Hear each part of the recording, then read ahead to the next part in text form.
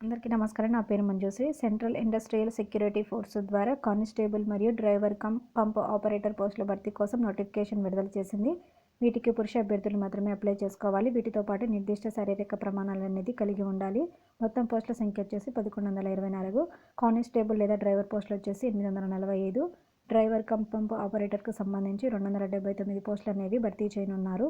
వీటికి అర్హత వచ్చేసి 10వ తరగతితో పాటు అనుభవంతో కూడిన డ్రైవింగ్ లైసెన్స్ కలిగి ఉండాలి. వయసు వచ్చేసి 21 నుంచి 27 సంవత్సరాల మధ్య ఉండాలి.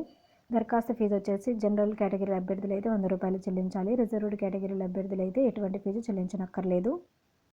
ఎంపిక విధానం వచ్చేసి physical efficiency test, physical standard test, driving test లేదా trade test, written examination, document verification మరియు మెడికల్ ఎగ్జామినేషన్ ఆధారంగా అభ్యర్థులు అనేది ఎంపిక చేస్తారు.